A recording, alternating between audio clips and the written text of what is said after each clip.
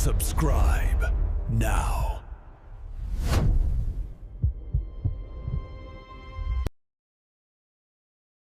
हवेली की चीख। एक भयक था। भाग एक। इस धारावाहिक के सभी पात्र, स्थान, नाम सभी काल्पनिक है। किसी भी जीवित या मृत का इससे मिलना मात्र एक सहयोग माना जाए। इसका लेखन लेखिका के दिमाग की उपज है। मेरा उद्देश्य किसी भी अंधविश्वास को बढ़ावा देना नहीं है। आप इस कहानी को सिर्फ मनोरंजन की दृष्टि से पढ़ें और कहानी का आनंद लें। ज्यादा सोच विचार और गहराई में जाना आपके स्वास्थ्य के लिए हानिकारक साबित हो सकता है। दर्शकों, ये संसार अपने में ही एक रहस्य है। इस संसार में तरह तरह के ऐसे रहस्यमयी चीजें हैं जिनका आज तक ना कोई प्रमाण है और ना कोई सबूत है, लेकिन फिर भी वो इस संसार में जीवित हैं और समय समय पर अपने आप को इस संसार का हिस्सा समझकर लोगों के सामने आते हैं। अगर इंसान जीवित है तो मरने के बाद उसकी आत्मा भी जीवित ही है, और बस यही से शुरुआत होती है भूत और प्रेतों और उनसे जुड़े कई कहानियों की, जिन पर यकीन कर पाना मुश्किल है, लेकिन तभी तक जब तक इसका सामना ना हो। तो चलिए करते हैं रहस्य और रोमांच से भरे इस सफर की शुरुआत। रात के तकरीबन 10 बजे बज रहे थे। तेज तूफान के साथ हल्की हल्की बारिश भी हो रही थी। प्रोफेसर साहब के घर की खिड़कियां तेज तूफान से जोर जोर से आवाज कर रही थी। प्रोफेसर साहब ने टेबल से अपनी साहित्य की किताब उठाए और अपने कमरे में जाने ही वाले थे कि तभी उनके पैर एकदम से रुक गए। उन्हें लगा कि किसी ने उनको पुकारा और उन्होंने पलटकर बलवंत को आवाज लगाई, बलवंत, बलवंत, कहाँ मर गए तुम? बलवंत रसोईघर से भागा प्रोफेसर साहब के कमरे की तरफ आया। जी मालिक, बलवंत ने घबराकर पूछा। प्रोफेसर साहब गुस्से से अपनी आंखें बड़ी करके कहा, एक बार में आवाज तुम्हारे कानों तक नहीं पड़ती।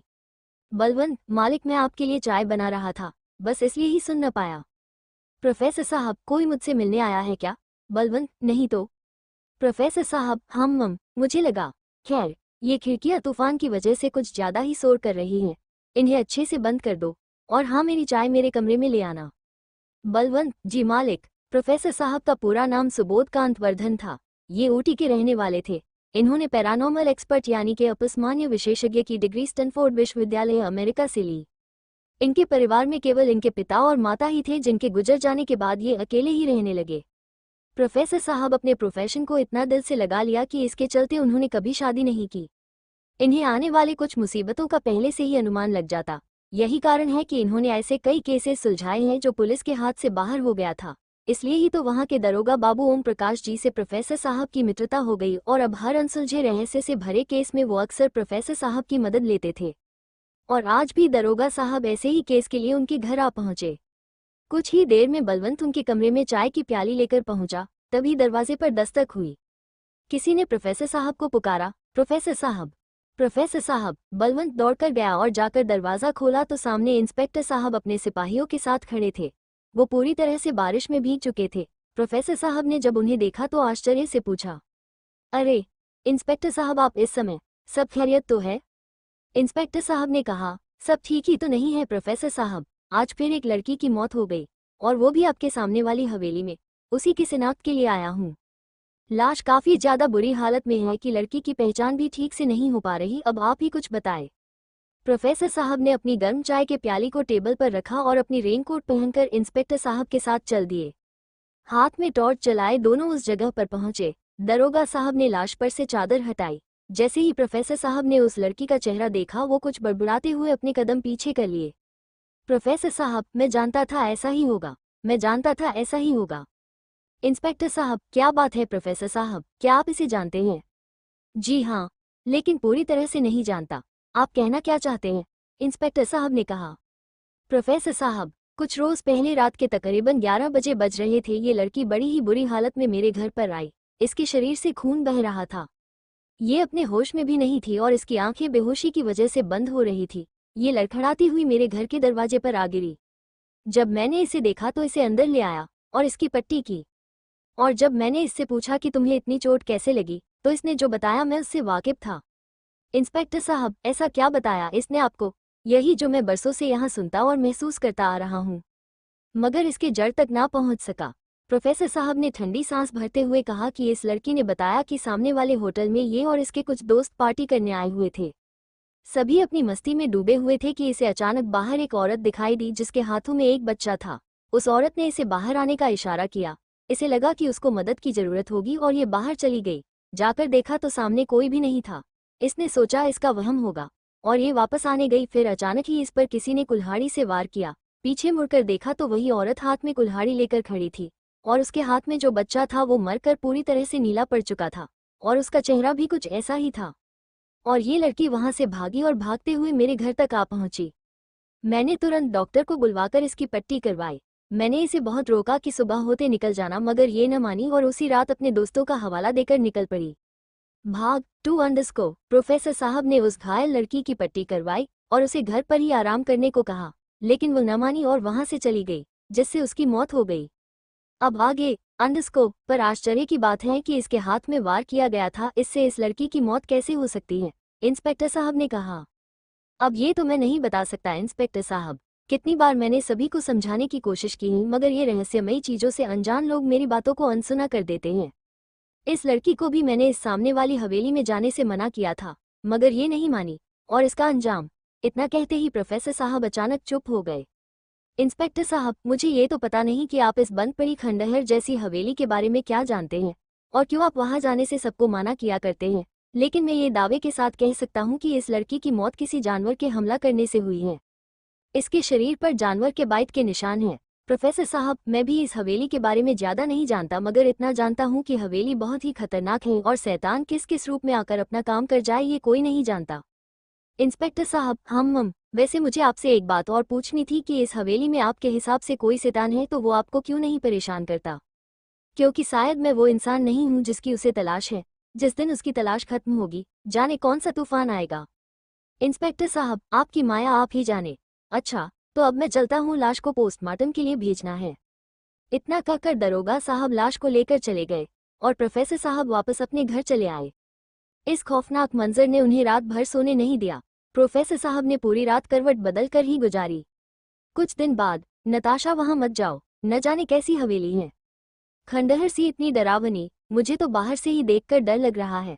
तुम अंदर मत जाओ, अगर कोई प्रॉब्लम हो गई तो। ओ रीना, तुम खामखा डरती हो, इतनी भी डरपोक मत बनो। देखो ना ये हवेली कितनी दिलचस्प है। बाहर से जब इतनी रहस्यमयी लग रही है तो अंदर से कितने रहस्यों से भरी होगी। मुझे तो ऐसी पुरानी चीजें देखना बहुत अच्छा लगता है। चलो ना अंदर से देखते हैं। इतनी बड़ी हवेली में आखिर रहता कौन है? रीना, कम ऑन नताशा, मुझे तो नहीं लगता है कि इसमें कोई रहता होगा। ये हवेली तो मुझे बरसों पुरानी लग रही है और काफी सालों से खंडहर पड़ी हुई है। देख नहीं रही कैसे मकड़ियों के झाले पड़े हुए हैं? तुम्हें लगता है यहाँ कोई रहता भी होगा? चलो चलो वापस चलो, मुझे तो बहुत डर लग रहा है। ओह जस्ट शट अप, तुम्हें जाना है तो तुम जो, मैं तो इस हवेली को और देखना चाहती हूँ। नताशा की बात सुन रीना वहां से अकेली ही होटल चली आई। इतना कहकर नताशा उस लोहे की विशाल और मुरझाई हवेली के बाहरी गेट को खोल देती है। उसके गेट खोलते ही जैसे वातावरण में हलचल सी मच जाती है।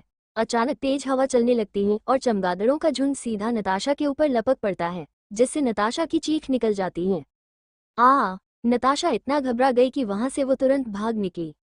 दरअसल नताशा मुंबई की रहने वाली 25 वर्षीय लड़की अपने दोस्तों के साथ ट्रिप पर मुंबई से ऊटी आई हुई थी और एक होटल में अपने दोस्तों के साथ ठहरी हुई थी। उसके दोस्तों में उसे लेकर 7 लोग थे, रीना, मानिक, प्रमोद, तारा, राहुल और प्रियंका। ओह माय गॉड, ये कितना सुंदर होटल है। मानिक ने अपना पीठू बैग जमीन पर फेंक कर राहत की सांस लेते हुए कहा। यस मानिक, ये जगह तो काफी खूबसूरत है, बहुत मजा आने वाला है, नताशा ने कहा। तभी होटल का मैनेजर वहां पहुंचा और बड़ी ही विनम्रता से उन सभी का स्वागत करते हुए कहा, वेलकम टू दिस होटल। आप सबको यहाँ तक आने में कोई परेशानी तो नहीं हुई? रीना, नहीं, अगर हुई भी होगी तो यहाँ आकर हमारी शिकायत ही मिट गई। हाँ हाँ हाँ हाँ हाँ हाँ हाँ हाँ हाँ, मैनेजर ने वहाँ के नौकर को आवाज लगाई। अरे सुनो, इन लोगों का सामान इनके कमरे तक पहुँचा दो और हाँ, इनके नाश्ते का भी इंतजाम करो। नौकर बोला, जी साहब। भोला सबका सामान अपने कंधों पर उठाने लगा कि तभी राहुल ने कहा, यहाँ का जंगल तो काफी दिलचस्प है, एकदम हरा भरा और इतना घना है और एक भी खूंखार जानवर नहीं, ताज्जुब की बात है। भोला ने ये सुना तो वो उन सब की तरफ देखकर बोल पड़ा, साहब जंगल जितना बाहर से हरा भरा दिखता है, अंदर से उतना ही खतरनाक होता है। प्रमोद, तुम कहना क्या चाहते हो? तभी मैनेजर ने भोला को डांट लगाई और अंदर जाने को कहा, जिससे भोला चुपचाप सामान लेकर भीतर चला गया। मैनेजर, अरे सर, इस गवार की बातों को सीरियस मत लीजिए, ये तो कुछ भी बकता है। आप लोग तो बस इस खूबसूरत जगह को एंजॉय कीजिए। सभी अपने अपने कमरे में चले गए। थोड़ी ही देर में नताशा रीना के साथ पास के जंगल घूमने निकल पड़ी और दोनों चलते चलते हवेली के करीब पहुंच गई।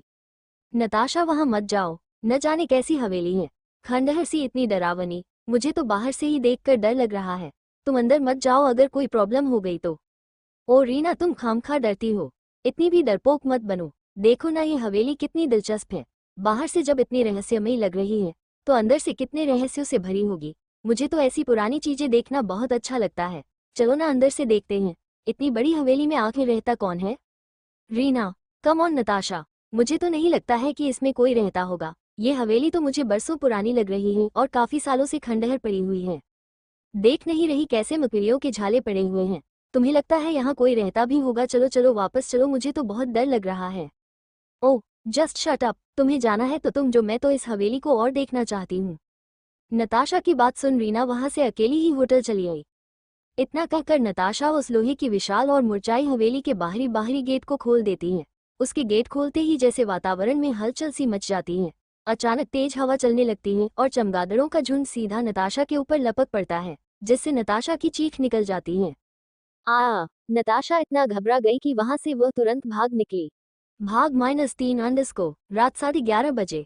Cheers Natasha, come on dance. Rahul ने नताशा का हाथ पकड़कर खींचा और दोनों तेज म्यूजिक पर डांस करने लगे। सभी नशे में धुत थे, उन्हें इस बात की खबर ही नहीं कि रात काफी हो चुकी है। प्रोफेसर साहब, बलवंत, जी मालिक, ये शोर कैसा है? प्रोफेसर साहब ने पूछा। बलवंत, मालिक, पास के होटल में कुछ लोग आए हैं, वही पार्टी चल रही है। ये बड़े बाप की बिगड़ी औलादे भी ना इस उम्र में अपने माता पिता का सहारा बनने के बजाय उनके मेहनत के पैसे से ऐश कर रहे हैं। इतना कहकर झुंझलाते हुए प्रोफेसर साहब अपने कमरे में चले आए और बलवंत को कहा कि मेरा डिनर मत बनाना, मुझे आज भूख नहीं है। जाने क्यों कुछ अजीब सा महसूस हो रहा है। और अपने कमरे की खिड़की से होटल की ओर एक नजर देखा, फिर अपनी साहित्य की किताब खोलकर बैठ गए। किताब पढ़ते पढ़ते प्रोफेसर साहब को जाने कब नींद की झपकी आए और वो मेज पर सर रखकर ही सो गए। अचानक उन्हें चीख सुनाई दी, बचाओ, आ! और उनकी आंखें खुल गई। वो झुंझलाते हुए खड़े हुए और बलवंत को तेज आवाज में चिल्लाए, बलवंत, बलवंत। बलवंत दौड़ता हुआ आया और अपनी अधूरी नींद की वजह से अपनी आंखें मिचते हुए प्रोफेसर साहब से पूछा, जी मालिक। प्रोफेसर साहब, बाहर चीखने की आवाज कैसी थी? बलवंत, नहीं पता मालिक, हमें तो कोई आवाज सुनाई नहीं दी। प्रोफेसर साहब ने खुटे से अपना कोट उतारा और पहनकर बाहर चले गए। उन्हें ऐसे परेशान देखकर बलवंत भी उनके पीछे पीछे लालटेन लेकर गया। प्रोफेसर साहब ने बाहर जाकर देखा तो एक लड़की जमीन पर बेहोश हुई पड़ी थी। प्रोफेसर साहब ने थोड़ा उसके करीब जाकर देखा तो वो नताशा ही थी, जो प्रोफेसर साहब की कोठी के पास वाले होटल में रहने आई थी। प्रोफेसर साहब ने उसे तुरंत उठाया और अंदर ले आए। कुछ ही देर में उसे होश आ गया और जब उसने आंखें खोली तो वो अपने सामने देखकर फिर से चिल्ला उठी, प्रोफेसर साहब, सो चुप क्यों चिल्ला रही हो? नताशा, तुम कौन हो और मुझे ये कहाँ लेकर आए हो? प्रोफेसर साहब, तुम बाहर बेहोश पड़ी थी, इसलिए तुम्हें मैं उठाकर यहाँ ले आया। तुम सामने वाले होटल में रह रही हो ना, तुम बेहोश कैसे हुई? नताशा, वो दरअसल मैं पार्टी में थी कि अचानक खिड़की के बाहर मुझे एक महिला दिखाई पड़ी। वो कब से बाहर खड़ी थी, उसकी गोद में एक बच्चा भी था, मगर वो कुछ बोल नहीं रही थी। मुझे लगा उसे मदद की जरूरत है, लेकिन वो शायद संकोच कर रही है, और फिर यही सोचकर मैं उसके पास गई। मैंने उससे पूछा कि तुम कौन हो, क्या चाहिए तुम्हें, लेकिन उसने कोई जवाब नहीं दिया और चुपचाप खड़ी रही। मैंने दोबारा पूछा, लेकिन दोबारा भी उसने मुझसे बात नहीं की और चुप रही। मुझे लगा शर्मा रही है, तो मैंने उसे कहा कि तुम अंदर आ जाओ, तुम्हें जो चाहिए मिल जाएगा। इतना कहकर मैं होटल के अंदर जाने के लिए पीछे मुड़ी तो उसने मुझ पर हमला कर दिया। एक हाथ में बच्चा और एक हाथ से वो मुझे पीछे की ओर धकेलना चाह रही थी। सर पर चोट लगने की वजह से मुझे बेहोशी आ गई और मुझे उसके बाद कुछ याद नहीं। प्रोफेसर साहब, वो दिखने में कैसी थी? नताशा, वही तो, मैं उसका चेहरा भी नहीं देख पाई, उसने घूंघट कर रखा था। प्रोफेसर साहब ने बड़ी ही दिलचस्पी के साथ नताशा से पूछा, और कुछ याद है उसका, और कोई चीज जो अजीब लगी हो? नताशा, ना, मुझे तो ऐसा नहीं लगा। प्रोफेसर साहब, ठीक है, तुम लोग जितनी जल्दी हो सके यहाँ से चले जाओ। नताशा, क्या मतलब? प्रोफेसर साहब, क्योंकि तुम सबकी जान को खतरा है, यहाँ रहोगे तो मारे जाओगे। नताशा, आप ये क्या बकवास कर रहे हैं? भला हमें कौन मारना चाहेगा? प्रोफेसर साहब, वही जो और लोगों को मार चुकी है, वो किसी को नहीं छोड़ेगी, किसी को नहीं। प्रोफेसर के इस अजीबोगरीब बातों को सुनकर नताशा झुंझला गई और वहां से उठकर जाने लगी। रुको, प्रोफेसर साहब ने कहा, कहाँ जा रही हो तुम? नताशा ने गुस्से में जवाब दिया, होटल, आपने मेरी हेल्प की उसके लिए बहुत बहुत धन्यवाद, मगर मुझे आपके इस अजीब बातों में नहीं आना है।